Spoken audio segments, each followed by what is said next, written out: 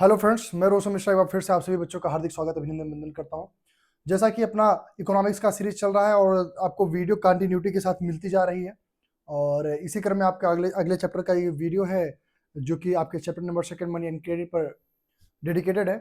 आज हम जानेंगे सर क्या है मनी और क्रेडिट के बारे में पूरा डिटेल नॉलेज लेने वाले हैं और जानेंगे क्या क्या कैसे प्रोसेस है और इन सारी चीज़ों को बड़ी आसानी तरीके से हम लोग ईजीएस्ट वे में बताने का मैं प्रयास करूंगा। आप सभी लोग समझने का प्रयास करिए। तो चलिए आज जानेंगे सर, जैसा कि अभी पीछे दिख रहा है बार्टर सिस्टम। भैया देखिए क्या है मनी। मनी एक क्या होता है, मीडियम होता है ना।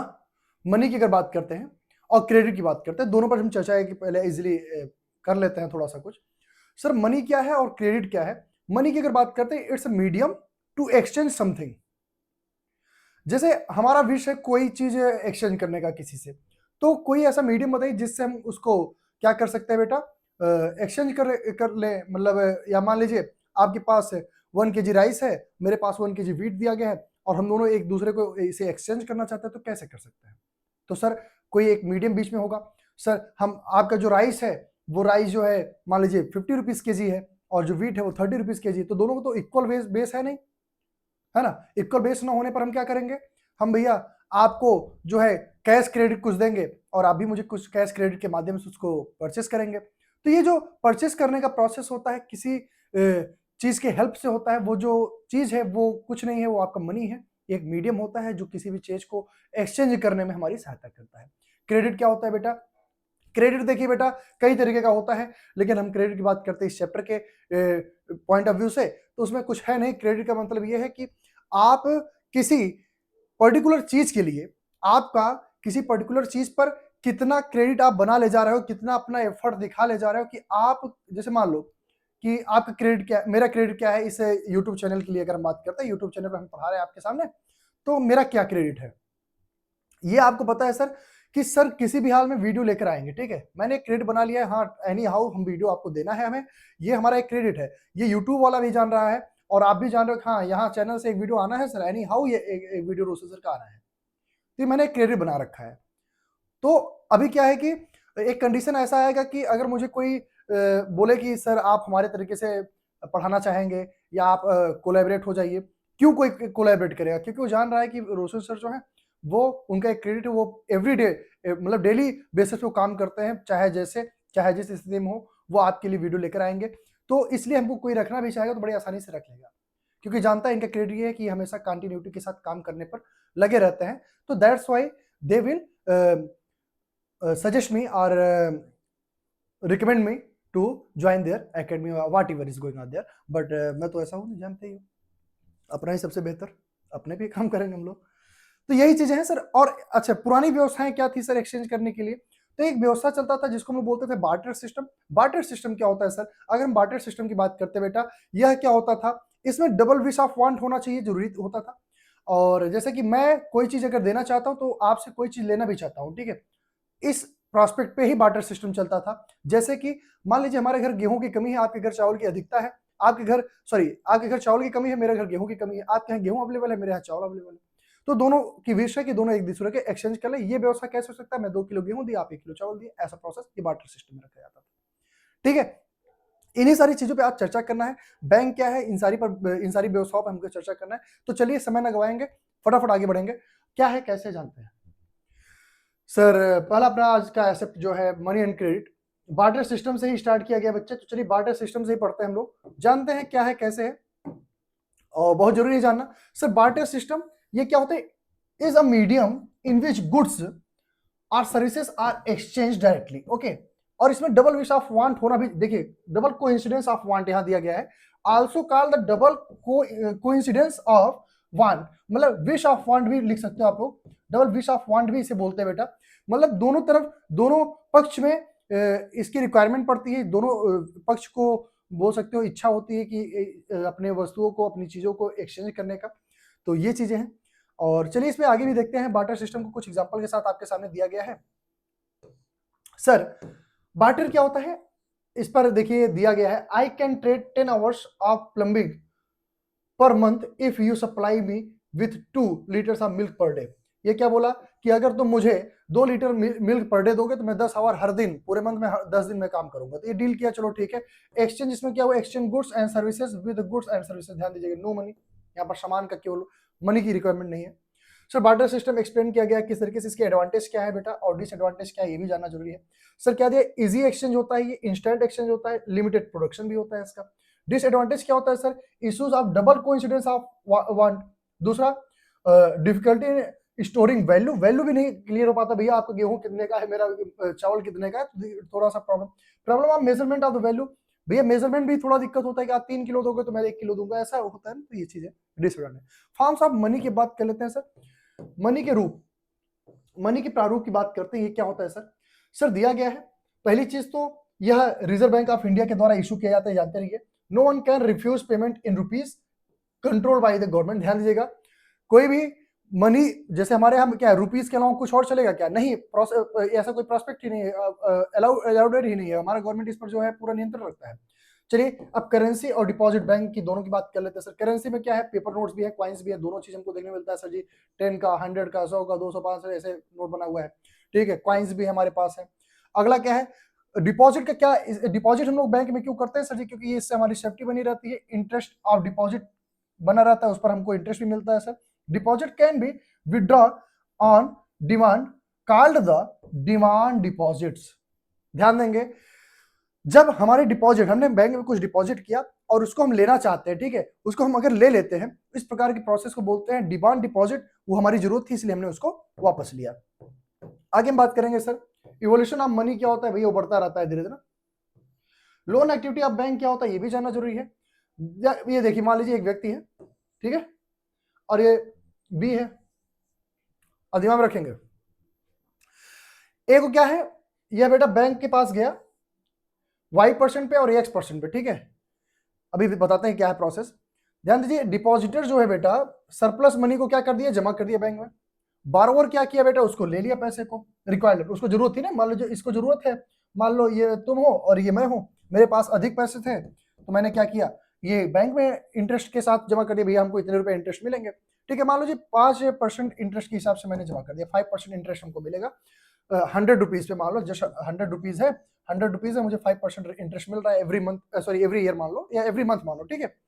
अब ये व्यक्ति बी जो था, इसको रिक्वायरमेंट थी पैसे की, इसने क्या किया, 100 रुपीज इनसे बारो ले लिया, मतलब लोन ले लिया या उधार ले लिया। तो क्या हुआ, बैंक इसको जो इशू करेगा, जो चार्ज इससे करेगा, वो 5% बजाय 7% कर सकता है, 10% कर सकता है, ठीक बेटा। इससे क्या होगा बेटा, ये भी इसमें मुनाफा कमा लिया और हम भी मुनाफा कमा लिए, दोनों के प्रोसेस होते हैं। बैंक की एक्टिविटी इसी तरीके से होती है, ठीक है। अच्छा, हाँ, ये अभी हमने आपको नहीं, y माइनस एक्स, भैया यहाँ पर ये 8% या 9% दिया है ना, और मैं मुझे 5% देकर जो बचेगा 3% इसका बैंक का हो जाएगा, ये इसका फायदा हो जाएगा। चलिए आगे बात करते हैं सर, बैंक इंडिया की बात करते हैं। Bank in India these days hold about 15% of their deposit as a cash, केवल 15% वो कैश रखता है।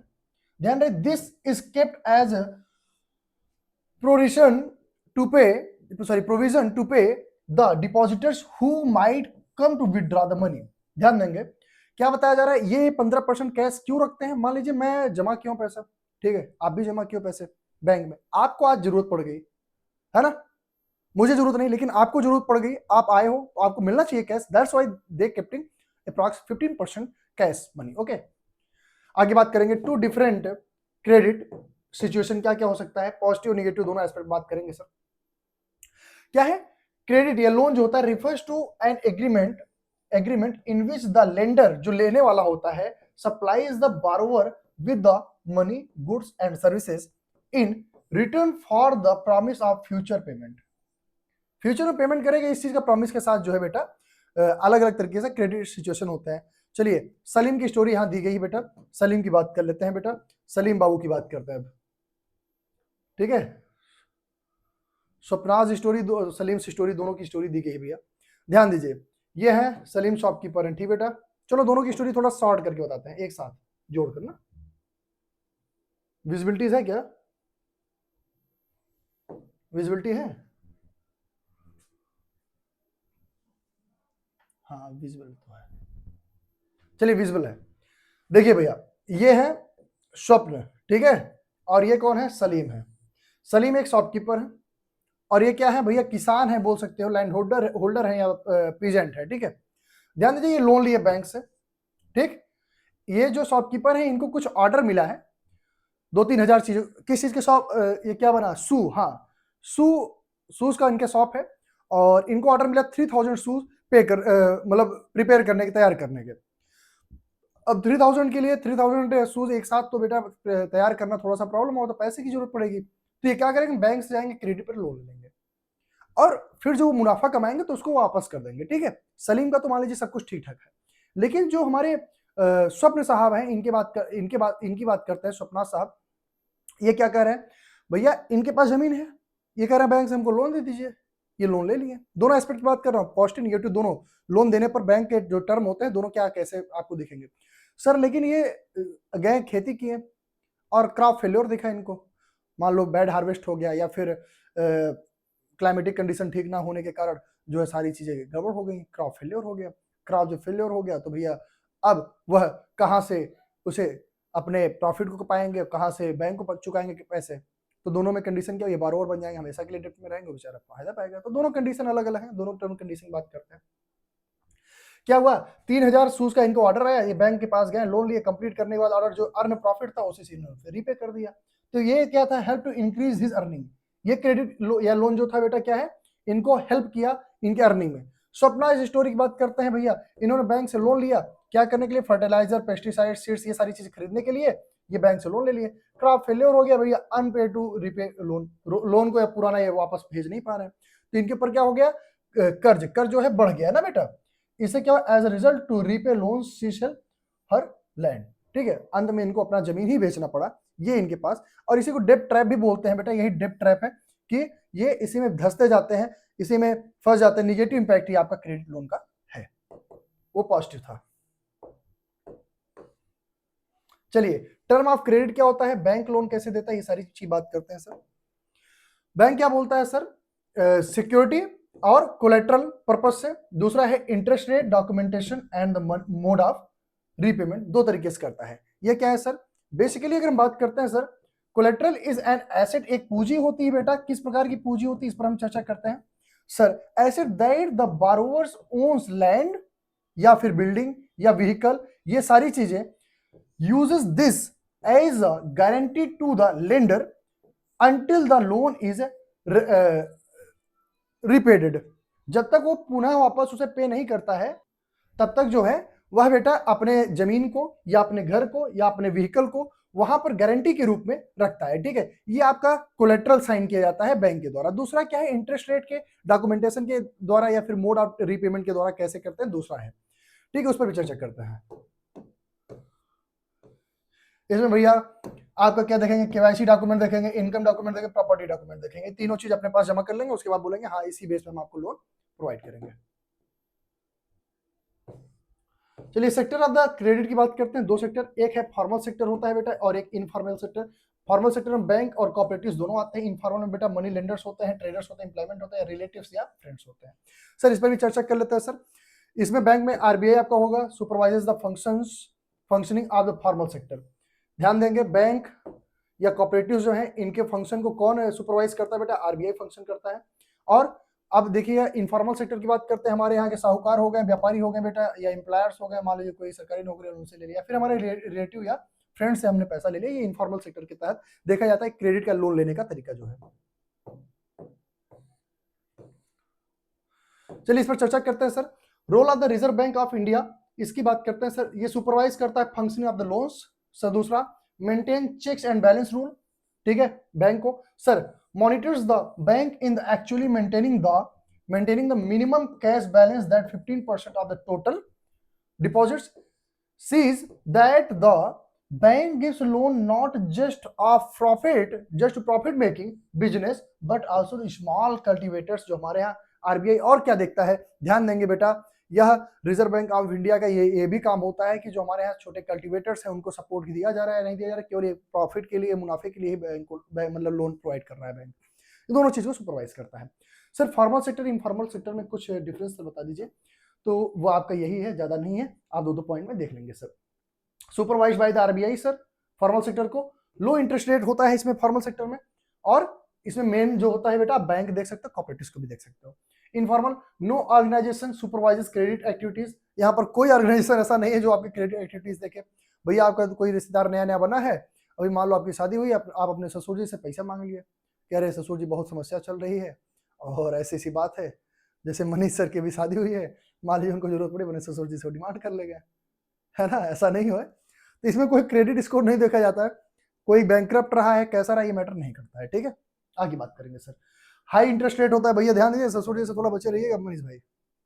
आगे sir, use unfair means to get their money back, ध्यान दीजिएगा, पैसा वापस पाने के लिए ये किसी भी हद तक गिर जाते हैं, है ना, किसी भी हद तक गिर जाता है, किसी तरीके से इसको वसूल लेंगे। और सर इसमें फ्रेंड्स, मनी लेंडर्स, आपके रिलेटिव्स, आपके ससुर जी, ये लोग इसमें इन्वॉल्व होते हैं। उसके अलावा हम बात करेंगे सर अंडर एम्प्लॉयमेंट या डिस्गाइज अनएम्प्लॉयमेंट क्या होता है, इस पर हम चर्चा कर लेते हैं सर। देखिए एक लक्ष्मी नाम की औरत है जिसके पास 5 फैमिली मेंबर है, ठीक है, 2 हेक्टेयर का लैंड है इसके पास, ठीक है। देखिएगा इसमें कोई भी पूर्ण, अब वही उतना ही है, खेत जो है 2 ही हेक्टेयर का आपके सामने दिया गया है, इसमें पांचों के पांचों मेंबर जो है इंगेज है वर्क में। यह ये दिखाता है कि इसमें कोई भी पूर्ण तरीके से एम्प्लॉयड नहीं है, ये लोग अंडर एम्प्लॉयमेंट है, ऐसे व्यक्तित्व को, ऐसे रूल रेगुलेशन को हम बोल सकते हैं अंडर एम्प्लॉयमेंट कंडीशन, ठीक है। More people in the agriculture than it's necessary, ध्यान देंगे जितनी जरूरत हो उससे ज्यादा लोग उसी काम को कर रहे हो, इस प्रकार के एम्प्लॉयमेंट बोलते हैं अंडर एम्प्लॉयमेंट। ये दिमाग में रखेंगे, अंडर एम्प्लॉयमेंट किसे कहते हैं बेटा। तो आपको जितने की जरूरत हो, मान लीजिए यहाँ पर आपके जो क्लास चल रहे हैं, क्लास को रन कराने के लिए एक भैया, यहाँ पर मॉनिटर करने के लिए एक व्यक्ति हमारे एडिटर साहब रहेंगे, और एक मैं रहूंगा टीचर। 2 की रिक्वायरमेंट, मान लो 4 लोग यहाँ, एक लोग जो है ऐसे लाइट लेकर खड़े हुए हैं, एक लोग माइक लेकर ऐसे पकड़े हुए हैं, तो ये एक्स्ट्रा लोग जो जुड़ रहे हैं बेटा, ये अंडर एम्प्लॉयमेंट बोले जाएंगे, ये एम्प्लॉयड नहीं बोले जाएंगे, ठीक बेटा। चलिए बात आगे करेंगे सर। सर इसका सॉल्यूशन क्या है सर, ध्यान रहे, 2 of them moved to work at DE, जैसे सुखराम्स फार्म, अगर ये लोग जाकर के सुखराम के फार्म में खेती करेंगे तो ध्यान रहे ये एम्प्लॉयड बोले जाएंगे, ना कि उसी खेत में काम करते रहें, ठीक है। एक्स्ट्रा इनकम इससे जनरेट होगा। आगे बात करते हैं सर। प्लानिंग कमीशन एस्टिमेट क्या होता है बेटा, बताया जा रहा है 20 lakh jobs can be credited in education sector, sir 35 lakh job credited in the tourism sector, ठीक है। अलग अलग तरीके से ये जो है व्यवस्था करता है हमारा गवर्नमेंट। नरेगा जैसे 2005 में लाया गया, 2005 में नरेगा, जिसमें जो है 100 डेज एम्प्लॉयमेंट दिया जाता है हमारे यहाँ जो डेली वेजेस वर्कर्स हैं गाँव में, ठीक है। इसके अलावा बात करें sir ways of creating more employment, क्या क्या तरीका है सर, आप एक देख सकते हैं बेटा, आपका ये है टूरिज्म सेक्टर में बेटा, ठीक है, जॉब्स जो है एजुकेशन सेक्टर में क्रिएट कर देना, सर नरेगा हो गया sir, cheap loan to farmers आपको दे दिया जाए, उससे भी थोड़ा सा क्रिएट करेंगे, वो अपना क्या प्रोडक्शन बढ़ाएंगे। और क्या है sir, improvement and the more investment in the transportation, ये भी एक नया व्यवस्था हो जाएगा सर। और क्या है सर, कोऑपरेटिंग कोल्ड स्टोरेज, ध्यान दीजिएगा, so that the farmers can store onion और the potatoes in those way and they will preserve their income. भाई जब वो कॉस्टली हो जाए, जब महंगा हो जाएगा तो उस समय बेचेंगे तो उनको फायदा मिलेगा। Sir home collection centre sir can be set up near by the forest, ध्यान दीजिएगा ये भी एक व्यवस्था है। दूसरा sir promoting agro based industries in the semi rural area, जो सेमी रूरल एरिया वहाँ एग्रो बेस्ड इंडस्ट्री आप डेवलप करिए। तो ये सब तरीके हैं जिससे एम्प्लॉयमेंट को ये बढ़ाया जा सकता है। Sir division of sector as organised and unorganised, इस पर चर्चा कर लेते हैं सर, थोड़ा सा और इसको ऊपर कर लेते हैं, ऑर्गेनाइज्ड और अनऑर्गेनाइज्ड को क्लियरली हम देखते हैं। Sir has some formal procedure, organised का follows rule and regulation, job security होती है सर, फिक्स्ड वर्किंग आवर्स होते हैं, ठीक है, एक्स्ट्रा इस पर वो नहीं होता है, अगर एक्स्ट्रा काम करेंगे तो आपको एक्स्ट्रा पे किया जाएगा, पेड ओवर टाइम। जैसे एग्जाम्पल के रूप में government jobs, teachers, doctors, lawyers, ये सब गवर्नमेंट, ध्यान रहे अभी हम लोग तो दिन रात मेहनत करें हैं। स्मॉल एंड स्कैटर्ड यूनिट होते हैं बेटा, ये largely outside the control of the government, government के कंट्रोल में नहीं होता है, does not follow rule and regulation, no job security sir, no fixed hour of working sir, job are low paid. और ध्यान दीजिए जैसे farmer, barbers and cookers, sorry cooks, ये सब अनऑर्गेनाइज्ड। सर बात करेंगे protection of working in the organised unorganised sector, कैसे इनका सपोर्ट किया जा सकता है, इनका प्रोटेक्ट कैसे किया sir, good labour law and policy ला करके सर इनको जो है प्रोटेक्ट किया जा सकता है। चीप लोन सर, लोन जो फैसिलिटी है चीप रेट पे होना चाहिए सर, स्किल ट्रेनिंग होनी चाहिए सर, एजुकेशन इनको मिलता रहे समय समय पर सर। और सुनिए storage facilities for the farmers होना चाहिए। अगला sir small scale industries develop करना चाहिए गवर्नमेंट के सपोर्ट से, लोन दे करके गवर्नमेंट को। Fixed working hours, fixed wages sir.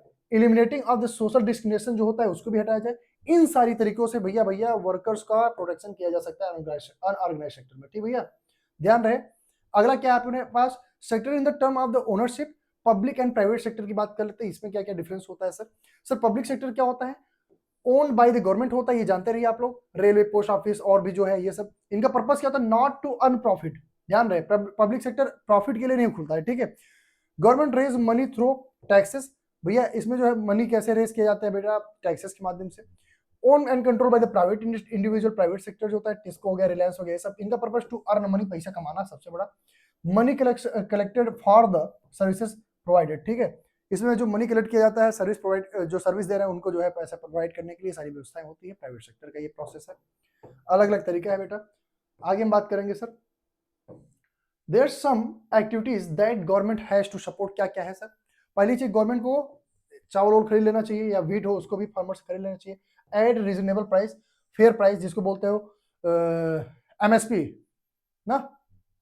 आगे सर गवर्नमेंट को इसको स्टोर कर लेना चाहिए पहले, उसके बाद क्या करना चाहिए, लो प्राइस पे क्या करना चाहिए, कंज्यूमर को राशन शॉप पे, जिसको पीडीएस के माध्यम से, पब्लिक डिस्ट्रीब्यूशन सिस्टम के माध्यम से प्रोवाइड कर देना चाहिए, ठीक है। इससे क्या है, government is supporting both consumer and farmers, दोनों को इससे सपोर्ट कर सकता है गवर्नमेंट। आगे सर क्या है, प्राइमरी रिस्पॉन्सिबिलिटी ऑफ गवर्नमेंट क्या होना चाहिए इसमें दिया गया सर, प्राइमरी रिस्पॉन्सिबिलिटी जो गवर्नमेंट का है वो government must spend on health education facilities. भैया हेल्थ और एजुकेशन फैसिलिटी पे अगर गवर्नमेंट एक्सपेंस अपना मतलब बोल सकते हैं एक्सपेंस कर रहा है तो वो ज़्यादा बेहतर होगा। और यही आपका चैप्टर था, इस पर हम लोग बेटा चैप्टर नंबर फर्स्ट का, चैप्टर नंबर सेकंड का, चैप्टर थर्ड फोर्थ, इन सब का जो है 1 बाय 1 आप लोगों को क्लासेस लेकर आ रहे हैं। उसके अलावा इनका जो प्रैक्टिस पेपर है बेटा आपको ऑनलाइन लाइव ही कराए जाएंगे, 2-3 दिन का टाइम दीजिए हमें, उसको इम्प्रूव कर दिया जाएगा, ठीक बच्चे। तो मिलते हैं, तब तक के लिए धन्यवाद। और आप मस्त होंगे, वीडियो को थोड़ा शेयर करिए। मैं थोड़ा सा स्मार्ट नहीं लग रहा हूँ, कोई बात नहीं, आपका जो कंटेंट है वो स्मार्ट तरीके से दिया गया है, उसको आप पढ़ने की कोशिश करिएगा, मस्त रहेगा, ठीक है। तो थैंक यू, मिलते हैं, जय हिंद।